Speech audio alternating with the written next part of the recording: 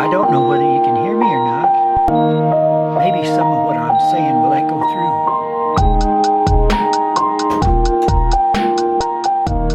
Welcome back to Trust God Bro, episode 52. Thanks for listening, Trust God sisters and brothers.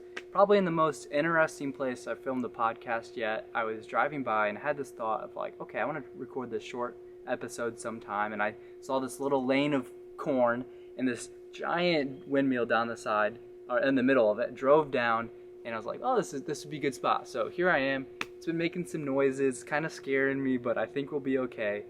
And I just had these thoughts, and I wanted to share them. Not a full Trust God Bro episode, but a Trust God Bro snippet of just a quick, and I might do more of these since sometimes I have things I just would like to share and things that I've been learning. And, just touch base. It's life. I've been working at a trucking company here in Bloomington Normal of Illinois, of all the cornfields you see around us. I ran a 4th of July race recently. That's the park to park race, so that was pretty fun. But hey, I just wanted to talk about trust and what is trust. And I was reading the story of this dad that told his son, hey son, I would like you to take care of our yard. And he delegated this privilege to take care of the yard to him. And he said, you can do it however you want to do, buckets, hoses, but what I want you is to come over here. And he shows him his neighbor's yard. I want it to look like that. And he's like, look at our yard. It's like brown. Okay, now look at theirs, okay? Now what do we want? And he asked his son. He's like, green and clean. We want green and clean. And so he asked his son, like, what do we want? Green and clean. So he has this idea in his head, green and clean. He can do it however he wants. He asked his son, who's the boss? He's like, you are. You're the boss. If you need me, let me know. I can help you, but you're the boss, okay? So, you have this deal. They'll check on each other each week, and you'll see how it's going, and his son can show him his yard. He makes the observation in this book. He says, the highest human motivation we have is trust. Now, why is that? Why is trust so motivating for us? And you think about, that's how it's human relationships flourish in trust. Think about the people you love most, like a significant other, your parents, your siblings, and what makes those relationships flourish? And, maybe it's doing the laundry, you think. Really, the heart of it is there trust for one another? And at the heart of trust is, I believe in you, and I believe you will do what you say. That you will come through, that what you say you will do, I believe that. Just a simple belief. It's really what it is. And at the heart of God is Him wanting us to trust Him. The heart of God is inviting us into a relationship with Him. And I've been reading recently in 1 Samuel, and he talks about Saul when he becomes king. And Saul has this trust too, but he's trusting in himself. He actually begins to trust his weapons and his physical prowess and his success. And he begins to kind of lift himself up, and he even goes out and numbers how many people he has. It's really interesting. He does a census, and this really grieves God, and he kind of goes by his own game, but he still reaches out to God, but he reaches out to God in a transactional way. It's like, if I do this, then God, you will give me this. And that's the way that Saul treated God. And then you see a really interesting story right afterwards, when Samuel, the prophet at this time, reveals to him, says, your kingdom shall not continue.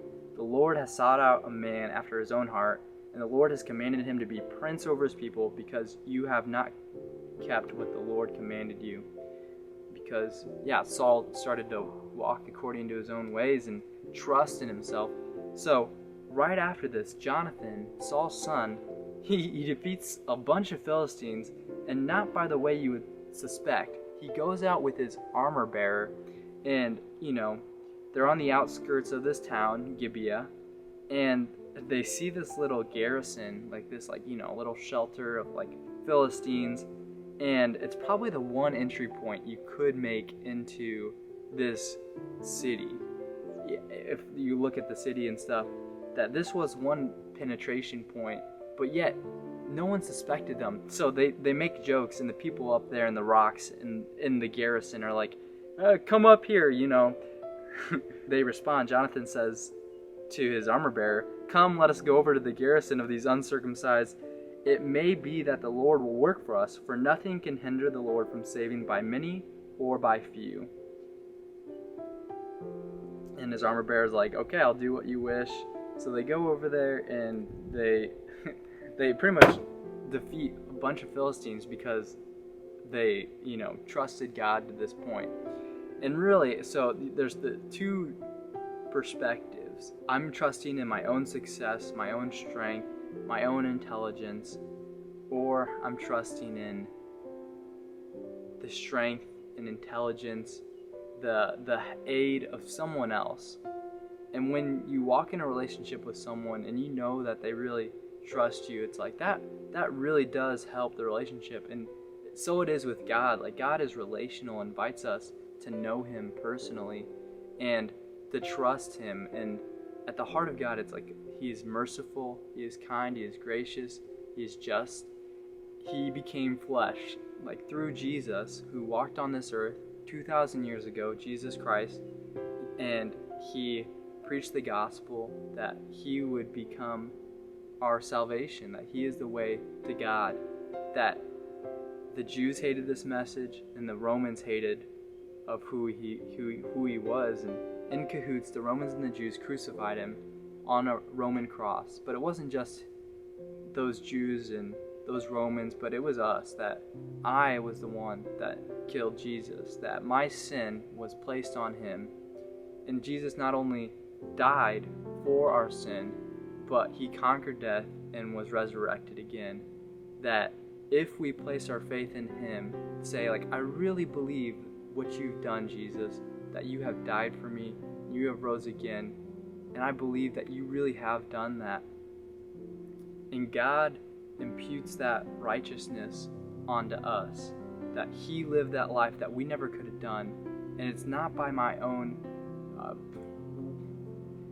work at my career, not my own good works that could ever flip the scale, but it's by the death and resurrection of Jesus. And that's the heart of trust, is placing our faith in that, saying, I really believe what you have said, that you have done that.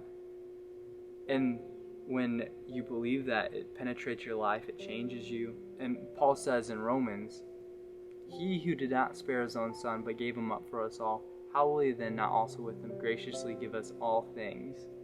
And that the pinnacle of God's loving kindness and forgiveness and justice meeting at the cross was at Jesus. And that if he could do that, himself, give himself up for us, that God would love us to that degree, that he would do anything, that we can trust that whatever situation we're going through, hardship, death, or the loss of a friend, or the struggle of not knowing where your life is going, that we can really say that, God, I trust that you will do what you said you will do, and that you will continue to do that, recognizing that I'm not the one that can change that. Like, I'm not the one that can purify my life, and I need someone else to do that. So trust is really simple, and I was just thinking about that. It really is just believing that God really has done that. There is historical evidence of Jesus dying and rising again, that there are witnesses, eyewitnesses, and accounts. Sorry, this windmill keeps moving, and I'm scared it's gonna fall on me. So I think that's my sign to wrap up this short little episode of TGB. So thanks for listening. Let me know what you'd like to hear next. If you like this shorter episode, we can call them truck talks, because we're out, talking on the truck in a cornfield in the middle of the Midwest. So that's how you trust God, bro.